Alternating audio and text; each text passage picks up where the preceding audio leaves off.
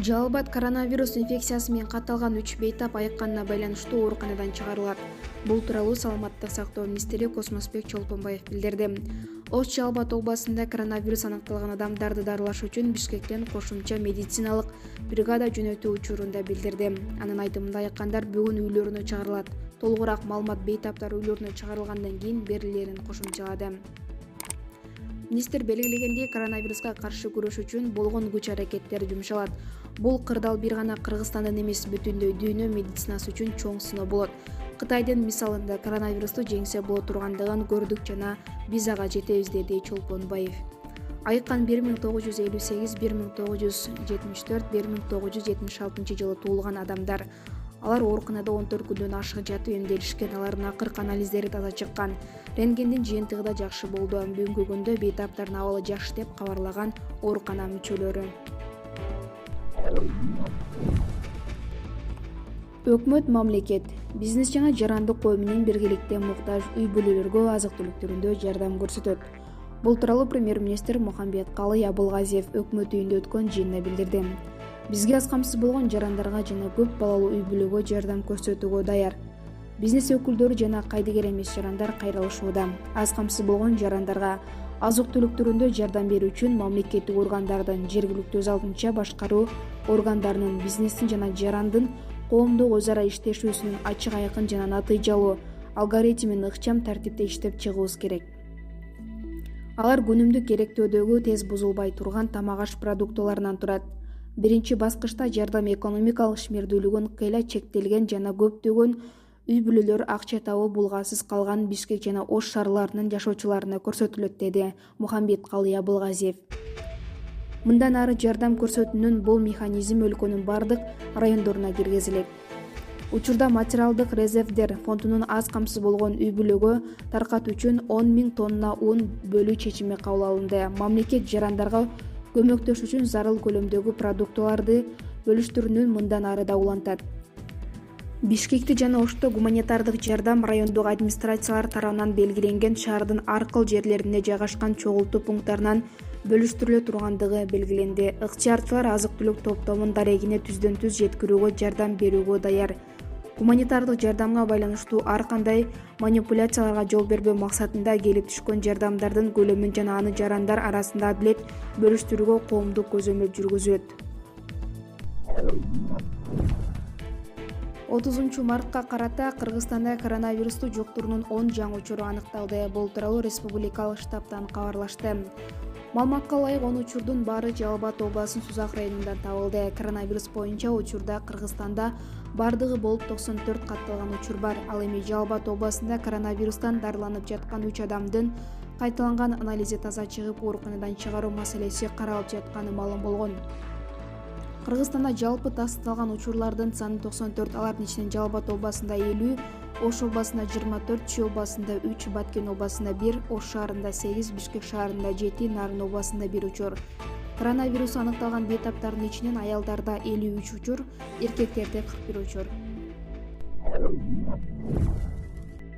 Жалпысынан 13.302 жарандан коронавирус оорусунун анализдер алынды. Анын ичинен 7.096 жарандын анализи толук кандуу чыкты. Бул тууралуу өкмөт үйүндө өтүп жаткан маалымат жыйынында Кыргыз Республикасынын биринчи вице-премьер-министри Кубатбек Боронов билдирди. Анын айтуусуна караганда 30 мартка карата Кыргызстанда 94 адам коронавирус жуктурулгандыгы аныкталды. Алардын ичинен Жалбат областында 50, Ош областында 24, Чүй областында 3, Баткен областында 1, Ош шаарында 8, Бишкек шаарында 7, Нарын областында 1 учур. Коронавирусу аныкталган бейтаптардын ичинен аялдарда 53 учур, эркектерде 41 учур.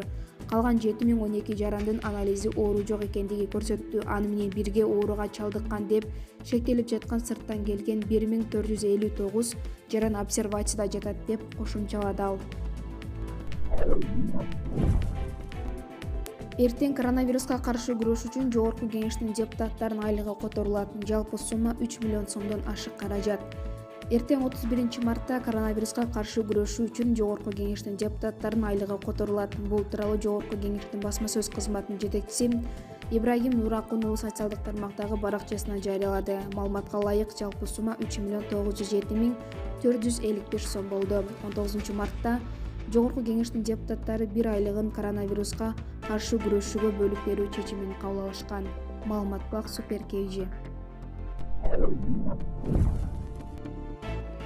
Кыргыз-Кытай чек арасы жүк ташуучулар үчүн жакында ачылат. Жакын арада Кыргызстан Кытайдан жүк ташуучу автоунааларга чек арасын ачканы жатат.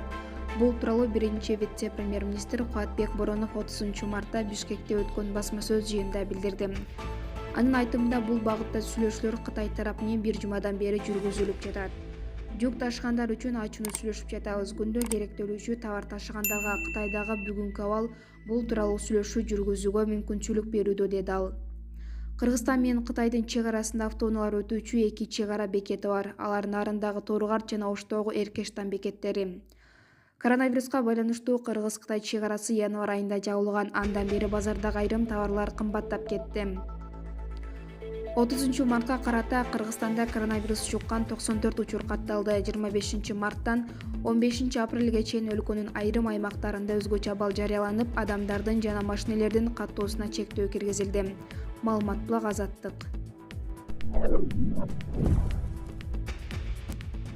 Коронавирус менен күрөш үчүн атайын эсепке 51 миллион 969 миң сом чогулду. Коронавирус менен күрөш үчүн атайын эсепке 51 миллион 969 миң сом келип түштү. Бул тууралуу өкмөт үйүндөгү маалымат жыйынында биринчи вице-премьер Кубатбек Боронов билдирди.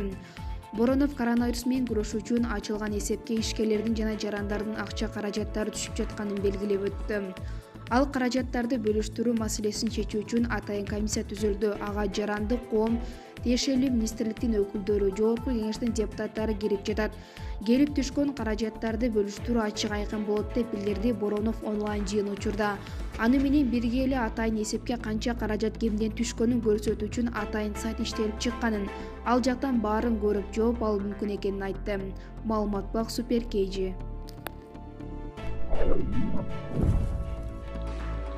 Казакстанда дагы 6 шаар карантинге жабылды. Казак бийлиги Нур Султан менен Алматыдан башка дагы 6 каланы Атырау, Караганды, Темир Тау, Саран, Шахтинск жана Абай шаарларынын 30-марттан тартып карантинге жапты. Ошондой эле Акмола областына кирип чыккандарды чектетти. Карантин жарыяланган шаар аймактарда азык-түлүк, дары-дармек сатып алыш үчүн банкка баруу максатында гана сыртка чыгууга болот. Ошондой эле үйдөн иштөөгө мүмкүн болгон кесип ээлерине гана жумушка барууга уруксат берилди. Жамбыл областы менен Тараз шаарына карантин 31-марттан тартып жарыяламакчы. Соңку маалымат боюнча Казакстанда коронавирус 294 адамдан табылды. Саламаттыкты сактоо министрлиги 1 адам ажал таап, 20 киши айыкканын кабарлады. Маалымат Бак Азаттык. Коронавирус боюнча кырдаал өзгөрбөсө өзгөчө абал узарышы мүмкүн. Биринчи вице-премьер-министр Кубатбек Бороновдун 30-мартта билдиргенине караганда, коронавирусту жайылтпаш үчүн бардык аракеттер көрүлүүдө. Ал үчүн элдин колдоосу жана жоопкерчилиги маанилүү. Ошондой эле Боронов эгер илдетти жугузгандар азайбаса өзгөчө абал режимин узартуу маселеси каралышы мүмкүн экенин белгиледи. Коронавируска байланыштуу Бишкек, Ош жана Жалал Абад шаарларынын, Ош областынын Нокат, Кара Суу райондорунун, ошондой эле Жалал Абад областынын Сузак районунун аймактарында 25-марттан 15-апрелге чейин өзгөчө абал киргизилген. Бул аралыкта аталган аймактарда коменданттык саат учурунда көчүдө адамда, машинада жүрбөшү керек. Ал эми өлкөнүн башка аймактарында өзгөчө кырдаал режими жарыяланып, көзөмөл күчөтүлгөн. Маалымат Булак Азаттык.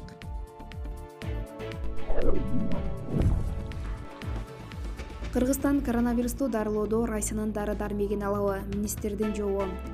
Буга чейин Россиянын Илимдер академиясынын кызматкери академик Владимир Чехонин Россияда коронавирус пайда кылган илдет менен күрөшүү алчу 3 дары иштеп чыкканын билдирген. Россияда коронавируска каршы күрөшүү үчүн дарыгерлер чындап эле бейтаптын аяк устунан жардам берсе, Кыргызстан алат. Бул тууралуу Саламаттыкты сактоо министри Космосбек Чолпонбаев маалымат жыйын учурда билдирди. Анын айтымында бул маселе боюнча дары-дармек менен камсыз кылуу департаментине тапшырма берилген. Маалыматты кечээ интернет булактарынан уктук. Мындан улам дары-дармек менен камсыз кылуу департаментине тапшырма берилген. Бүгүн алар жаңы чыгарылып жаткан дары-дармектерди Россиянын дарыгери өздөрүнүн бейтаптарына колдонуп жатканын айтышты. Чындап эле эффективдүү болуп жардам берсе, биз алууга даярбыз, деди Чолпонбаев. Буга чейин Россиянын Илимдер академиясынын кызматкери академик Владимир Чехонин Россияда коронавирус пайда кылган илдет менен күрөшүү алчу 3 дары чыгарганын билдирген. Маалымат Булак Азаттык. Өзбекстанда коронавирус жұқтырған адамдарды карантинге алуу үчүн атайын 10 000 кишилик объектинин курулушу 4 күн таяктап пайдаланууга берилди. Бул тууралуу жергиликтүү басмалар жазды. Маалыматка ылайык, карантиндик объект контейнерлердин ыкчам курулуш каражаттарынын негизинде салынууда. Курулуш Ташкент областынын Орто Сай аймагында жайгашкан. Бул карантиндик аймак жалпы 10 000 адамды бир убакытта кабыл алууга ылайыкталган. Учурда объекттин 2 бөлүгү бүтүп, анда карантинге алынган 1300 адам жайгаштырылган. Аталган курулуш жалпы 55 гектар аймакты ээлейт. Эгер зарылчылык пайда болсо, аны 2 эсе кеңейтүү үчүн бардык шарттар каралганы айтылат. Бул карантиндик аймакты куруу демилгеси Өзбекстандын президенти Шавкат Мирзиёевге таандык деп жазылат маалыматта.